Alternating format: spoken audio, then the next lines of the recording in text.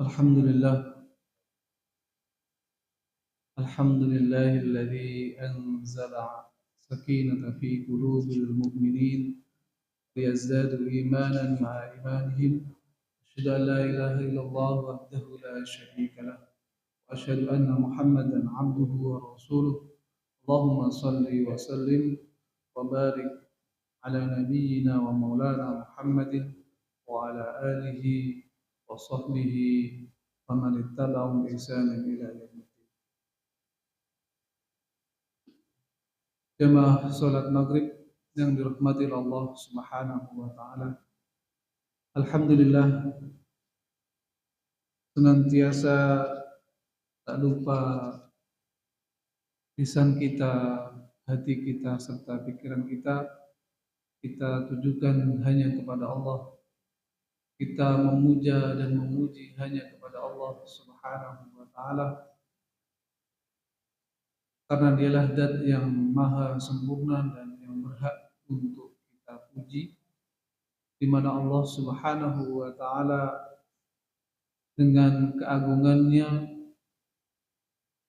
telah menciptakan kita dan mengatur alam semesta ini beserta isinya, dan telah memberikan rizki kepada seluruh makhluk-makhluknya.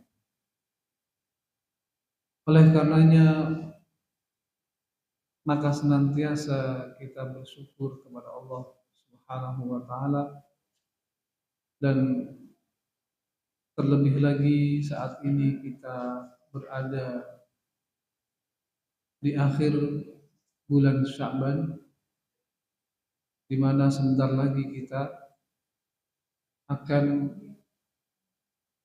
menerima tamu yang amat istimewa, yaitu bulan Ramadan. Namun perlu diketahui bahwasanya bulan Sya'ban ini juga bulan yang punya keistimewaan atau punya keutamaan. Meskipun di bulan Sya'ban ini yaghfulunan nasa, banyak manusia yang lalai, banyak manusia yang terperdaya atau lupa bahwasanya bulan ini adalah bulan yang baik juga. Bahkan Rasulullah Shallallahu Alaihi Wasallam ketika di bulan Sya'ban memperbanyak puasa, dikarenakan di bulan Sya'ban ini adalah salah satu di antara kebaikan keutamaan di bulan Sya'ban adalah yarfa'ul amal, yaitu diangkatnya atau dilaporkannya amal-amal kita kepada Allah Subhanahu wa taala. Sehingga di bulan ini juga memiliki keutamaan. Maka sebagian ulama mengatakan Sya'ban itu dari kata sya'a wa bana, yaitu sesuatu yang menceruat, yaitu yang memancar, yang mana ulama mengatakan setelah menceruatnya amal kebaikan yang mana akan kita petik di bulan Ramadan, di mana kita tanam di bulan Rajab, kemudian di bulan Sya'ban ini sudah mulai tumbuh amalan itu dan akan dipanen di bulan Ramadan. Ada juga yang mengatakan Sya'ban dari kata sya'aba, yaitu sesuatu yang mendaki, mana kita mulai menapak amal-amal kita, membiasakan amal-amal kita yang nantinya itu juga di bulan Ramadan akan menjadi kebaikan, atau kita di bulan Ramadan menjadi terbiasa dengan amal-amal soleh. Maka bulan Sya'ban ini juga bulan yang istimewa. Ada beberapa ulama yang mengatakan Sya'ban ini setidaknya ada 3 kebaikan. Yang pertama adalah bulan salawat, yaitu memperbanyak bersolawat kepada baginda Nabi Muhammad sallallahu alaihi wasallam. Dikarenakan ayat yang turun tentang solawat, innallaha wa malaikatahu yusalluna 'alan nabi ya ayyuhalladzina amanu sallu 'alaihi wa sallimu taslima. Itu ayat turun di bulan Sya'ban. Maka kita harus memperbanyak karena itu perintah Allah. Allah saja bersolawat dan memerintahkan kepada seluruh makhluknya, hambanya untuk bersolawat kepada Rasulullah Shallallahu Alaihi Wasallam. Maka kita setidaknya harus memperbanyak diri kita, minimal kita memberikan bukti kepada Rasulullah Shallallahu Alaihi Wasallam bahwa kita ini juga mencintai Rasulullah. Di mana Rasulullah Shallallahu Alaihi Wasallam sangat mencintai umatnya, sampai di akhir hayatnya beliau tetap memikirkan umatnya, bahkan kelak di yaumil qiyamah, di mana Rasulullah memiliki satu doa yang disimpan untuk umatnya dan juga syafaat yang kelak, juga syafaat itu akan diperuntukkan buat umatnya yang mana seluruh umat-umat yang lain belum tentu mendapatkan syafaat dari para nabinya, para rasulnya, namun umat Muhammad, umat Rasulullah yang akan mendapatkan syafaat dari Rasulullah Shallallahu Alaihi Wasallam. Maka setidaknya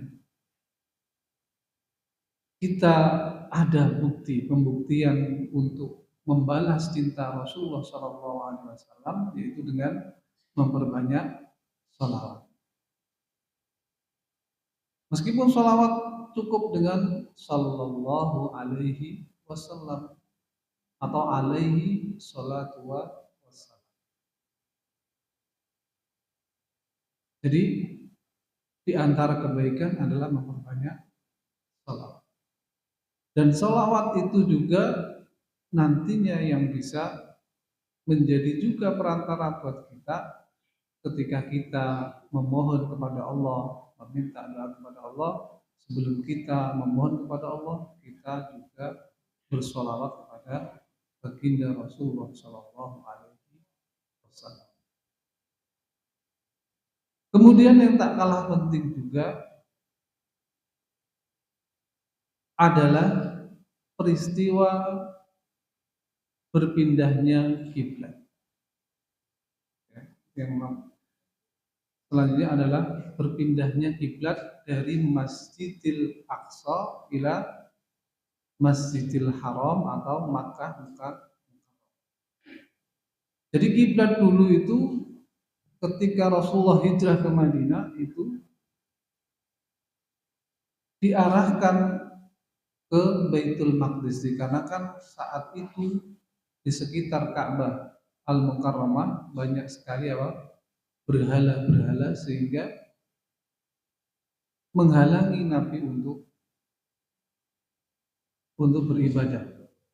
Karena jelas tidak diperbolehkan kita beribadah ketika ada berhala. Maka awalnya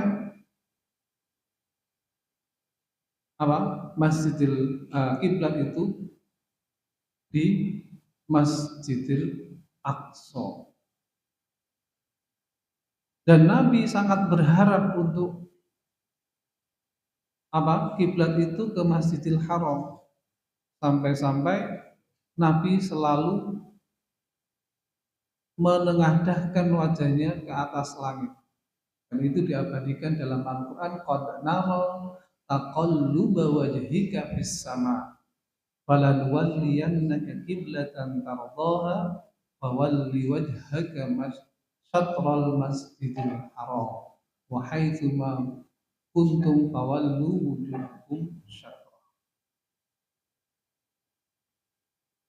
Jadi Nabi selalu menengadahkan wajahnya ke atas langit mengharap ada wahyu dari Allah untuk berpindahnya kiblat. Maka kemudian turunlah ayat tersebut, yaitu Allah kemudian memindahkan kiblat dari Masjidil Aqsa ke Masjidil Haram. Di mana memang saat itu Nabi selalu selalu seringnya diejek oleh orang-orang Yahudi. Kita tahu Yahudi itu sangat benci dengan Rasulullah sehingga sampai kiblat itu dijadikan sebagai ejekan buat mereka. Di mana Masjidil Aqsa di situ adalah kiblat bagi orang-orang Yahudi dan juga termasuk orang-orang Nasrani. Makanya disebut Masjidil Aqsa itu sebagai kiblat bagi agama samawi. Jadi 3 agama, yaitu Yahudi, Nasrani dan Muslim. Makanya di Masjidil Aqsa itu sampai sekarang masih, yaitu tembok ratapan itu di sekitar Masjidil Aqsa, di sebelah kanan, sebelahnya lagi gereja dan sebelahnya lagi Masjidil Aqsa. Makanya kiblat bagi 3 agama. Namun setelah berpindahnya kiblat itu, maka Islam berbeda sendiri kiblatnya, yaitu di Masjidil Haram. Di situ orang-orang Yahudi selalu menghina Nabi. Kalau memang agama itu benar, kenapa kamu kiblatnya ke kiblat kita? Berarti kamu seharusnya mengikuti agama kita, yaitu agama kami, yaitu Yahudi. Di situ Nabi merasa resah. Sampai hampir setiap hari Nabi menengadahkan wajahnya ke atas langit berharap ada wahyu yang turun untuk memindahkan kiblat. Dan itu berselang menurut ulama selama 17 bulan. Di kiblat itu selama 17 bulan. Dan akhirnya kemudian kiblat pindah ke Masjidil Haram. Kemudian yang ketiga yang harus betul-betul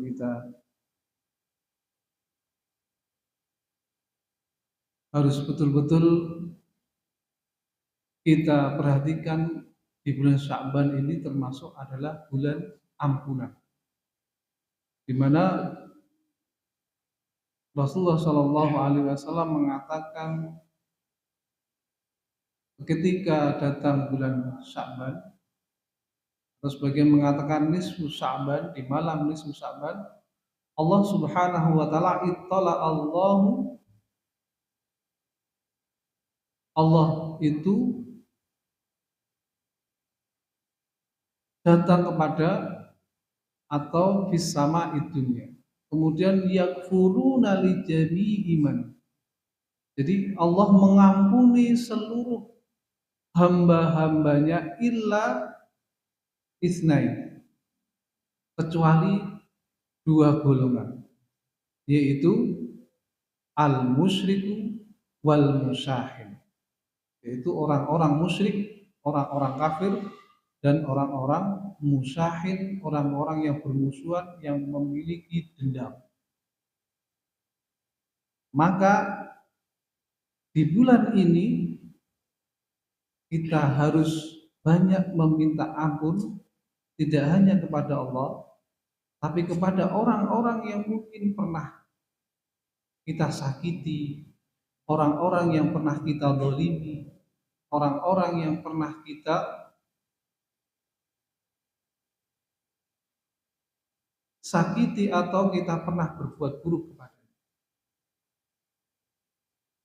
Maka perbanyak kita meminta ampun kepada Allah Subhanahu wa taala, juga meminta maaf kepada orang-orang yang kita musuhi atau orang yang bermusuhan dengan kita. Jadi jangan sampai kemudian ampunan itu kemudian terhalangi gara-gara kita hanya karena ini ada dendam di dalam hati kita. Maka termasuk di antara keutamaan di bulan ini adalah bulan kita meminta ampun kepada Allah Subhanahu wa taala dan juga memohon maaf kepada orang-orang yang pernah kita sakiti, terlebih-lebih orang-orang terdekat kita, yaitu mungkin suami berarti istrinya, kalau istri berarti suaminya, dan juga anak-anaknya atau saudara-saudara yang lain. Karena memang ketika seseorang itu sudah bermusuhan sampai kemudian hatinya itu agak keras, enggan untuk memaafkan, itu keberkahan akan dicabut oleh Allah. Maka jangan sampai dalam diri kita, dalam hati kita itu ada rasa dendam, ada rasa benci terhadap saudara seiman, apalagi yang masih ada saudara-saudara. Kalau bisa kita minta maaf kepada, apalagi kepada keluarga kita, istri kita, mau suami kita harus meminta maaf. Jamaah salat maghrib yang dirahmati Allah Subhanahu wa taala. Kemudian kita lanjutkan kajian kita, yaitu ayat-ayat Allah, surat Al-Baqarah ayat 94 sampai 96. Saya bacakan terlebih dahulu ayatnya. A'udzubillahi minasyaitonirrajim. Bismillahirrahmanirrahim. Qul in kanat lakumud darul akhiratu 'indallahi khalisatan min dunin nasi fatamannawul mauta in kuntum shadiqin. Wa la yatamannawhu abadan bima qaddamat aydihim wallahu 'alimun bidzalimin. وَلَتَجِدَنَّهُمْ أَحْرَصَ النَّاسِ عَلَى حَيَاةٍ وَمِنَ الَّذِينَ أَشْرَكُوا يَوَدُّ أَحَدُهُمْ لَوْ يُعَمَّرُ أَلْفَ سَنَةٍ وَمَا هُوَ بِمُزَحْزِحِهِ مِنَ الْعَذَابِ أَن يُعَمَّرَ وَاللَّهُ بَصِيرٌ بِمَا يَعْمَلُونَ. قُلْ إِنْ كَانَتْ لَكُمُ الدَّارُ الْآخِرَةُ عِندَ اللَّهِ خَالِصَةً مِنْ دُونِ النَّاسِ. Katakanlah wahai Muhammad, jika sekiranya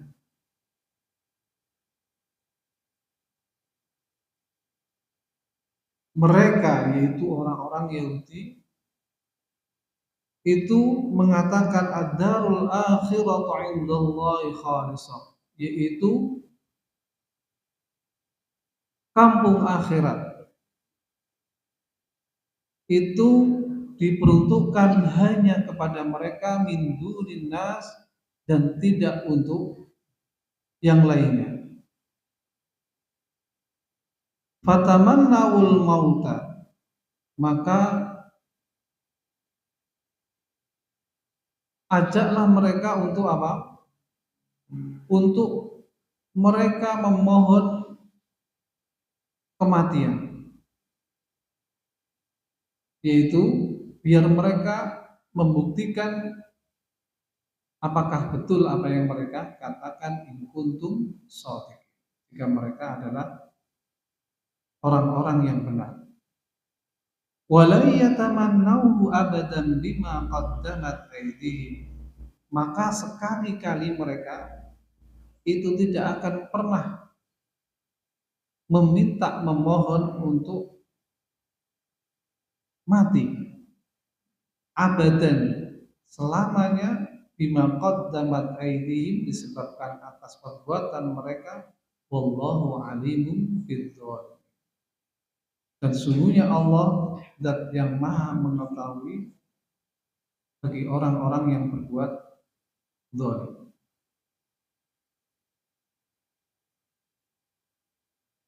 Yaqulullahu ta'ala li nabi Muhammad sallallahu alaihi wasallam, Allah Subhanahu wa taala berfirman kepada nabinya yaitu Rasulullah sallallahu alaihi wasallam, "Qul in kanat lakumud darul akhiratu 'indallahi khalisatan min dunin nasi fatamannawul mauta in kuntum shadiqin." Berkata Ibnu Katsir, "Ai ud'u bil mauti ala ayyul fariqaini aqdam." Mintalah atau berdoalah agar diberikan kematian atas dua golongan mana kira-kira yang disebut sebagai pendusta. Fa'abau dzalika ala Rasulillah sallallahu alaihi wasallam. Ketika itu dikatakan kepada mereka, maka mereka berpaling kepada Rasulullah sallallahu alaihi wasallam, wala yatamannahu abadan bima qaddamat aydihim wallahu alimun bidzalimin. Jadi sekali-kali mereka tidak akan pernah berani untuk memohon diberikan kematian disebabkan karena perbuatan mereka.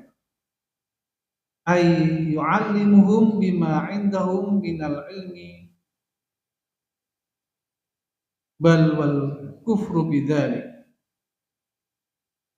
Jadi sungguhnya Allah Subhanahu wa taala mengetahui tentang kekufuran mereka, walau tamannau yauman qalahum dzalika ma baqi 'alal ardi yahudi illa mata. Dikatakan bahwasanya sebenarnya mereka itu mengetahui jika mereka itu betul-betul menginginkan kematian, berdoa kemudian meminta kepada Rasulullah Shallallahu Alaihi Wasallam agar permintaan mereka itu dikabulkan, ma bagi alal ardi yahudi illama, maka tidak akan tersisa orang-orang Yahudi itu di atas muka bumi illamat, itu kecuali mereka itu semua akan mati.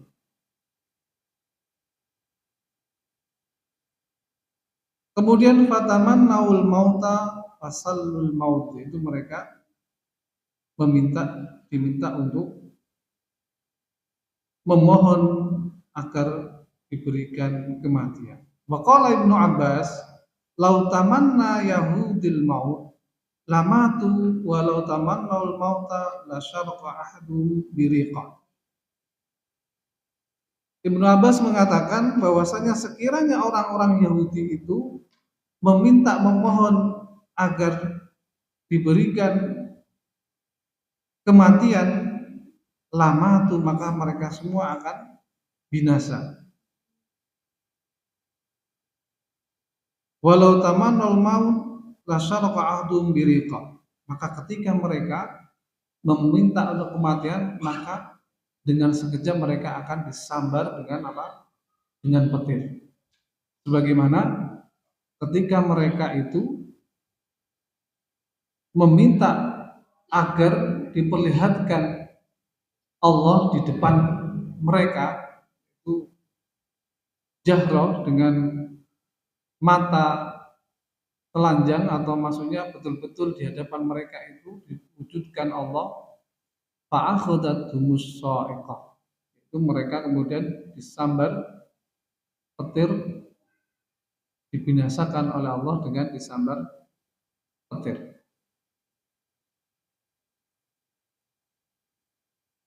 Kemudian Imam Ibnu Jarir mengatakan wa balagna anan nabi sallallahu alaihi wasallam walau annal yahudu tamannawul mauta lamatu walau ra'au maqaiduhum minan nar. Sekiranya orang-orang Yahudi itu meminta kematian, maka mereka akan diperlihatkan tempat mereka itu di neraka. Walau kharajal ladina yubahaluna Rasulullah sallallahu alaihi wasallam la raja'u la yajiduna ahlan wala malan. Dan sekiranya mereka itu bermubahalah dengan Rasulullah sallallahu alaihi wasallam, maka ketika mereka selesai dari mubahalah itu kembali, mereka tidak akan menjumpai keluarga mereka dan juga harta-harta mereka. Semuanya akan hancur dan binasa.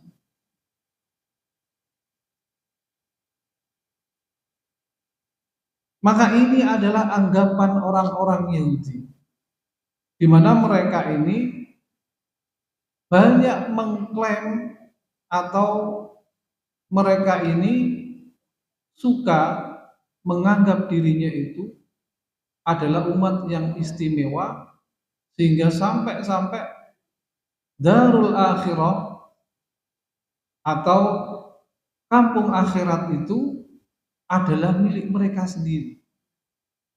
Jadi diri mereka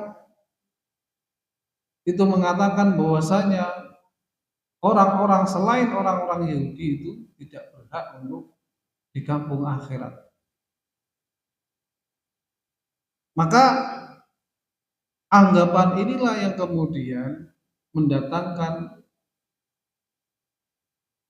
kemarahan bagi Rasulullah Shallallahu Alaihi Wasallam terhadap mereka. Maka mereka diminta untuk bermubahalah.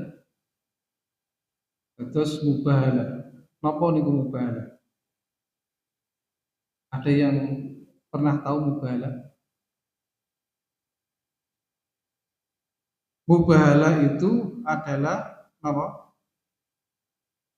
Nah, nanti kita jelaskan. Di sini ada tentang wasumiyat hadhil mubahalah.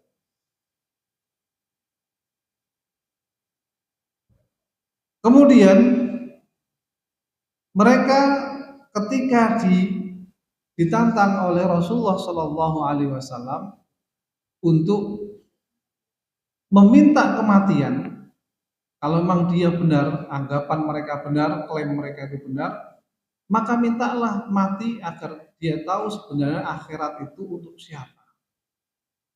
Maka ketika Rasulullah menantang, dan sebenarnya mereka tahu,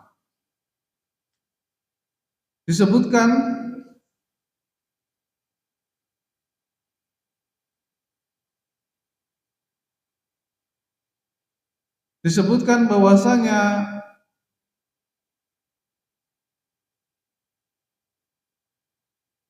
ketika mereka mengklaim diri mereka sebagai orang-orang yang istimewa, bahkan mereka mengatakan auliya Allahi min dunin nasi fatamannawul mauta in kuntum shadiqin. Kemudian wal la yadkhulul jannata illa man kana hudan aw nasara, bahkan mereka mengklaim diri mereka bahwa saya tidak ada orang yang masuk surga kecuali orang-orang Yahudi dan orang-orang Nasara. Li'annahum law kanu jazimina bima hum fihi lakanu aqdamu ala dzalik falamma ta'akharu alima kadbihim. Wa hadza kama da'a Rasulullah sallallahu alaihi wasallam qad nadrani minan nasara ba'da qiyamil hajj alaihim fil munadharah. Di mana mereka ketika mereka mengklaim bahwasanya mereka adalah orang-orang yang diperuntukkan di surga dan termasuk darul akhirah adalah milik mereka, bahkan mereka mengatakan nahnu abna'ullahi wa ahibba'u, sesungguhnya kami ini adalah anak-anak Allah yang dicintai. Jadi mereka ini banyak sekali mengklaim diri mereka bahwasanya mereka adalah umat yang istimewa di sisi Allah Subhanahu wa taala. Di mana di ayat sebelumnya mereka itu diminta oleh Allah Subhanahu wa taala agar mereka itu khudu ma atainakum biquwah, agar mereka itu mengambil kitab itu dengan kuat, maksudnya berjanji wa id akhadna mitsaqakum wa rafa'na fawqakum tur khudu ma atainakum biquwah, sampai mereka itu dijanji oleh Allah agar menjalankan perintah-perintahnya dengan mengambil Taurat dengan betul-betul dijalankan dengan benar, sampai dijanji oleh Allah dengan apa? Diangkatnya Bukit Tursina agar mereka itu betul-betul memegang janji mereka. Namun mereka mengatakan apa? Qalu sami'na wa asoina. Saya mendengar tapi saya tidak mentaati. Itu mereka. Sampai kemudian mereka ini mengklaim bahwasanya darul akhirah itu punya mereka. Jadi mereka merasa sombong sehingga mereka enggan untuk mentaati apa yang telah diperintahkan oleh nabi-nabi mereka, bahkan kepada Rasulullah Shallallahu Alaihi Wasallam mereka enggan untuk beriman. Bahkan disebutkan wal makna in kuntum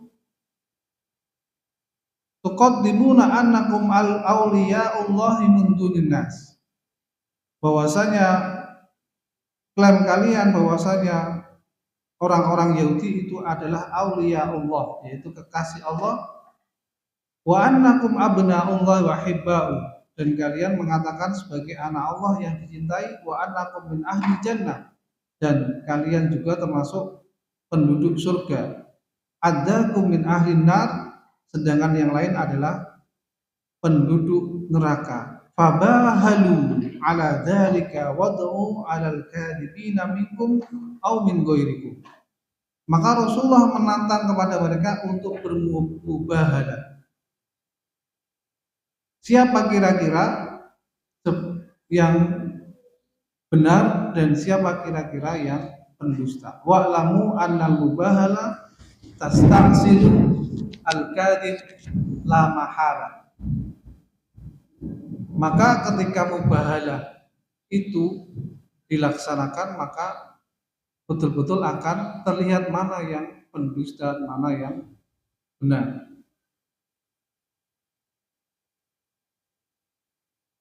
Maka juga dikatakan bahwasanya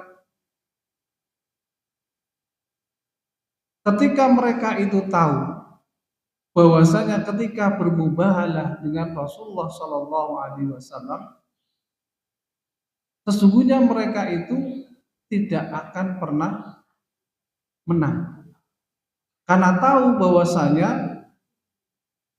Nabi Muhammad itu adalah Nabi yang benar. Bahkan ya'rifuna kama ya'rifuna abna'ahum. Jadi sebenarnya mereka itu sudah tahu sifat-sifat ciri-ciri Rasulullah Shallallahu Alaihi Wasallam kama ya'rifuna abna'ahum, sebagaimana mereka mengetahui anak-anak mereka. Maksudnya adalah sebenarnya di kitab Taurat dan Injil itu sudah ada ciri-ciri bahwasanya Nabi itu adalah Nabi terakhir, dan itu sudah ada dalam kitab Taurat dan kitab Injil. Sehingga orang-orang Yahudi itu tidak perlu lagi diberikan penjelasan yang secara detail, dikarenakan mereka itu tahu betul ciri-ciri sifat Nabi terakhir sebagaimana mereka mengetahui anak-anak mereka. Kita saja kalau dengan anak-anak kita tahu betul enggak ciri-ciri anak-anak kita? Tahu kan, dari jalannya, dari suaranya, kadang dari jauh sudah kelihatan. Nah, itu orang-orang Yahudi sebenarnya lebih tahu bahwasanya Nabi itu adalah atau Rasulullah Muhammad itu adalah betul-betul Nabi akhir zaman. Akan tetapi mereka sekali lagi enggan untuk beriman kepada Nabi sehingga mereka mengklaim bahwasanya tidak perlu aku beriman dengan Nabi karena aku adalah umat yang dicintai oleh Allah. Aku adalah anak Allah dan darul akhirah adalah kepunyaanku orang-orang Yahudi sehingga tidak perlu untuk mengimani Nabi Muhammad Shallallahu Alaihi Wasallam. Inilah klaim-klaim mereka sehingga kemudian mereka ditantang oleh Nabi untuk bermubahalah, yaitu bersumpah. Disebutkan wa sumiyat hadhil mubahala tamniyan. Disebut dengan mubahala adalah mengharap li anna kulli muhaqqin yawaddu law ahlakallahul mubtil al munadhara lahu. Yaitu mubahala adalah suatu harapan, mengharap orang yang benar mendatangkan hujah yang benar atau dasar-dasar kebenaran, maka dia mengharap orang-orang yang berdusta itu akan dibinasakan oleh Allah Subhanahu wa ta'ala. Maka disebut dengan mubahalah, yaitu bersumpah dengan harapan mana yang sudah mendatangkan dalil-dalil kebenaran akan menghancurkan orang-orang yang mendustakan atau berbohong atas diri mereka. Nah, mubahalah ini sebenarnya adalah diperuntukkan untuk orang kafir dan orang muslim. Nah, namun saat ini yang menjadi pergeseran. Itu apa? Bermubahalah dengan sesama muslim. Lah ini yang keliru sebenarnya. Kira-kira kita sebagai seorang muslim yang sama-sama kita itu mengakui atau bersyahadat Allah adalah Tuhan yang patut untuk kita sembah dan Nabi kita adalah Nabi terakhir utusan Allah. Kira-kira sesama orang yang beriman, apakah kita tetap bermubahalah? Kira-kira pantaskah kita berdoa untuk kehancuran saudara kita? Meskipun mungkin saudara kita pernah memfitnah kita, tapi pantaskah kemudian sesama yang masih beriman, sesama muslim itu kemudian saling menghancurkan atau membinasakan?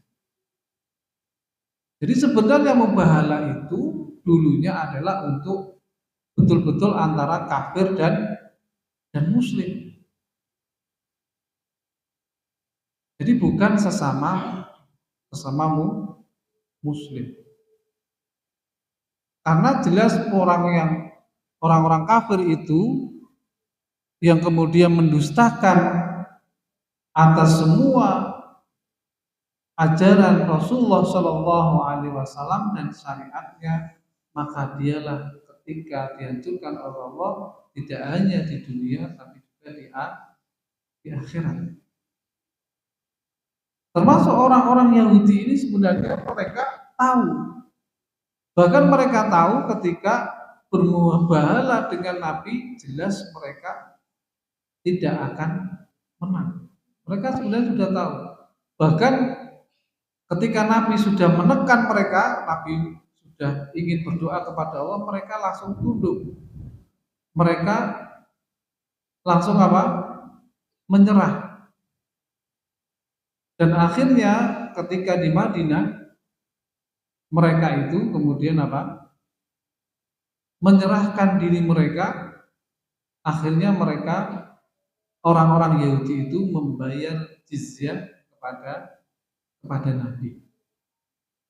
Meskipun mereka tidak mau mengimani kepada Rasulullah SAW sebagai nabi terakhir, namun mereka kemudian mau tunduk dengan membayar jizyah. Jadi di Madinah dulu itu banyak kelompok-kelompok Yahudi atau kabilah-kabilah Yahudi, ada Bani Quraidah, Bani Umayyah, Khaybar. Mereka itu jumlahnya lumayan besar dan mereka itu awalnya enggan untuk beriman kepada Nabi Muhammad SAW dengan klaim-klaim mereka itu, dan akhirnya ketika ditantang untuk bermubahalah, mereka akhirnya tunduk kepada Rasulullah SAW dengan mereka membayar jizyah. Tetap mereka dalam kekuasaan Nabi atau umat Islam. Jadi inilah karakter atau sifat orang-orang Yahudi yang mana mereka itu sebenarnya sudah banyak diberikan keistimewaan, namun mereka juga dengan sombongnya mereka mengklaim mulai dari mereka sebagai anak Allah, sebagai kekasih Allah, sebagai orang yang hanya masuk surga, bahkan darul akhirah itu milik mereka. Bahkan kemudian di ayat selanjutnya, wala tajidannahum ahrasan nasi ala hayatin wa minal ladina asyraku. Maka akan kalian jumpai orang-orang yang mempertahankan atau mati-matian dalam mengejar kehidupan dunia ala hayati wa minal ladina asyraku, yang lebih daripada orang-orang musyrik. Jadi orang-orang Yahudi ini mereka sangat mencintai dunia dibandingkan dengan akhirat. Padahal sebelumnya mereka mengklaim akhirat itu milik mereka, tapi mereka justru Justru mencintai dunia dibandingkan dengan orang-orang musyrik. Nah ini kan kemudian bertolak belakang. Maka ini saja sudah menunjukkan bahwasanya klaim-klaim mereka itu sebenarnya adalah omong kosong atau dusta. Bahkan ketika diajak oleh Rasulullah untuk bermubahalah, mereka tidak berani, walayyatamannahu abadan bima qaddamat aydihim, sekali-kali mereka tidak akan berani untuk meminta kematian. Jadi mubahalah yang terjadi biasanya mereka bersumpah satu sama lain, maka siapa yang berdusta akan dihancurkan oleh Allah, yang benar akan diberikan kebaikan oleh Allah, dan itu mereka tidak berani.